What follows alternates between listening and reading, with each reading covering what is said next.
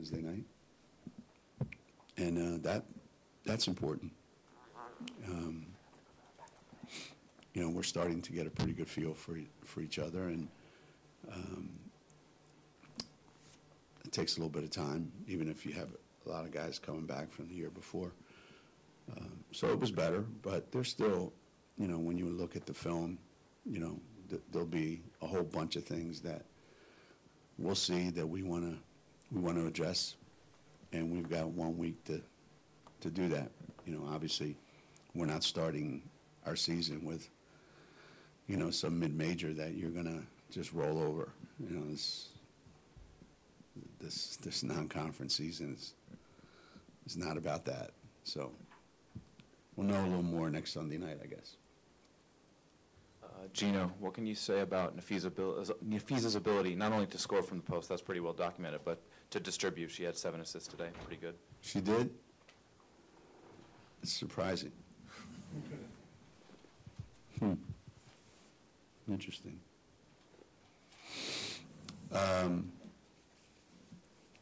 Yeah, I mean, there's never any question about, you know, what Nafisa does when she touches the ball.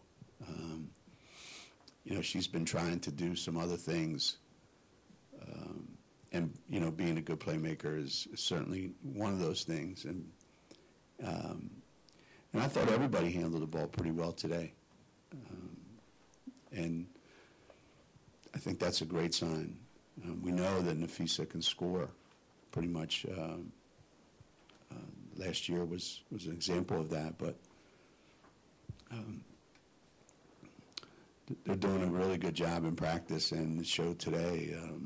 Everybody kind of knows where the next pass is going, and that looked evident today in the game. You know, Key and Nurse really started draining threes last spring, and coach after coach would come up here and say, well, we had to pick our poison, and it was like she was like the 4th or 5th poison they would pick. But it just appears to me with the amount of ball movement you have and the weapons, she's going to continue maybe to be open. And, I mean, she just may punish people night after night if they don't adjust. I was just kind of wondering what your outlook was, what kind of weapon that was, like it was kind of a surprise last March 1st, and now it's not any kind of surprise. Yeah. You know, it's funny, Kia's freshman and sophomore year, we used to say all the time in practice, it would always be the same thing every day. Damn, it doesn't matter where we put her, she ends up with more open shots than anybody on our team. I don't know how it happens. And I'm sure a lot of it is how much people are drawn to some of the other guys that we have. And our team does a pretty good job of finding who that open man is. And she spent a lot of time working on it. I wouldn't call her a really good shooter her freshman year.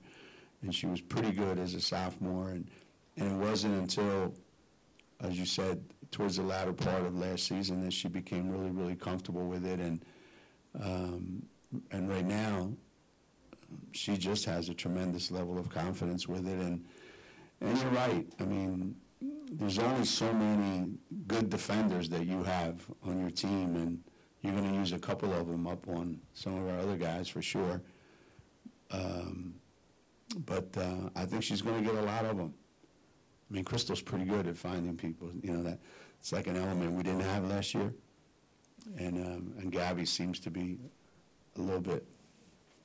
And, you know, as the last question alluded to, Fisa completed some passes today to our guys. So, you know, if you start to throw all that stuff in there, Kia's going to get an awful lot of open shots.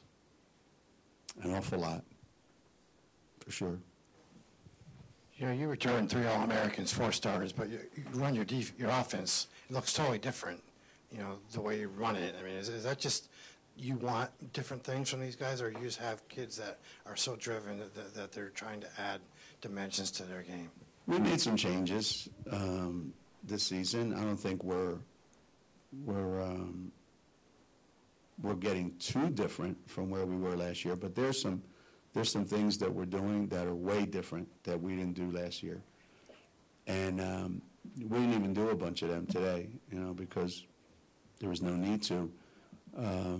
But it has put our players in positions to kind of showcase who they are and what they do. We're trying to take advantage of the things that we're really good at. I think we have the floor spread pretty well, and it gives our players a chance to attack from a lot of different areas. And the obvious thing too is the players have gotten better. They've gotten better from last season, and you hope for that, but that doesn't always happen. But they've gotten better, and like I said, Crystal gets us into that pretty quickly.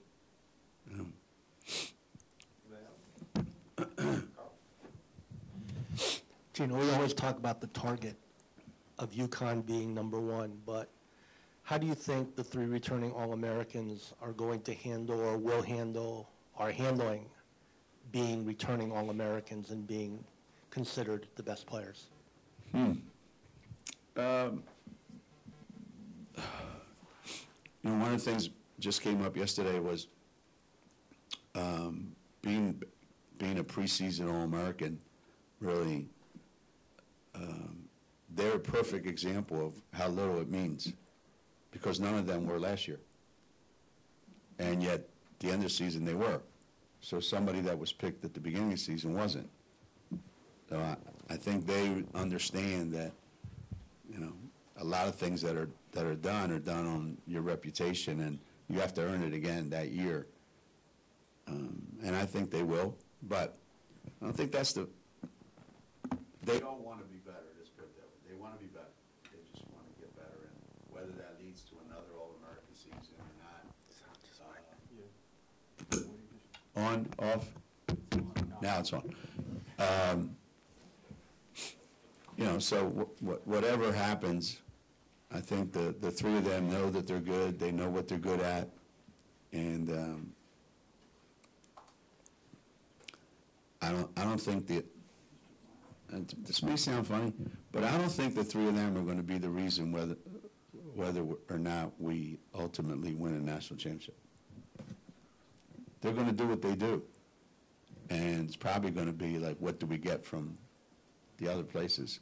That's going to probably determine it. So I'm confident that the 3 of them are going to be there every night. That's what they do. Coach, you back here. Yeah. Where do you see Megan's role being on this team? She came in as a point guard, but she's played a lot more off-ball guard in the first 2 games. Megan Walker? I don't know that Megan was ever a point guard. Unless when she played in her backyard and passed it to herself. I think Megan can do a lot of things, being a great ball handler. We're trying to work on that with her. But, Megan's really talented. She's got a lot of different kinds of skills. And the adjustment from a freshman to sophomore year, the intensity level and the pace of the game, little by little she's catching on to it. You saw glimpses of it today. There are practices where, she just flows right into what we're doing. She's a lot stronger than she looks, and she's a little bit quicker than she looks. So I'm hoping that the way it looks right now, that between her and Z, those 2 combined, we've got 2 really, really good players to add to the 5 that started today. Coach, what did you see? What did you see from your bench unit today that really impressed you? And how much of a relief is it for you and your staff to have a full bench unit at your disposal this season?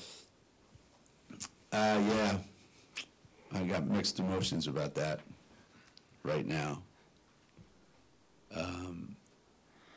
I thought they had 2 distinct differences when they played. You know, part of the way they played was really good. They did some really good things. Part of the way, you know, other than Megan and Z, I assume you're talking about the other guys.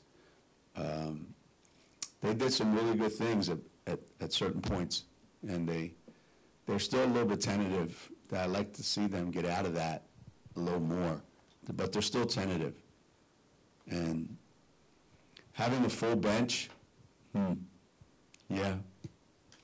For me, that's like having a full toolbox. I don't know how to use any of them. So it doesn't matter if there's just one screwdriver in there or it's full. Same to me. I generally ain't opening it. Geno, one thing that struck me over the years where you go to a lot of teams and you ask a player what they need to improve on, and they go like, I need to improve on everything, and I'll do anything for the team. I already know those two. Yeah. Your kids, they're very specific. Usually, you know, they're pretty brutally honest. I got to work on defense. Coach is on me for this, and you do nothing to dissuade it. Particularly in the early season, you're pretty brutally honest. Does the public nature of that admission help them improve? I mean, could you just talk about that? I do. I think that's true. I know that a lot of my NBA friends, when they talk to their team, I remember being in one training camp, and they had 6 post players, and 2 of them sucked rebounding the ball. And the coach said, our big guys got to do a better job of rebounding. Well, what he really meant was these 2 guys, but he couldn't single them out. So to me, you know, I think with college kids, you know, I feel like our job is to make them better, and they're not going to revolt, you know. So if I think someone's not a good ball handler and I tell them that they have to be better at it, you know, if I tell somebody, you know, you have to be a better defender, you have to keep people in front of you, and, you know, you're going to have to stop giving up, you know, certain things. You know, I want to be specific with them because I'm trying to teach them also to be specific when they talk to each other.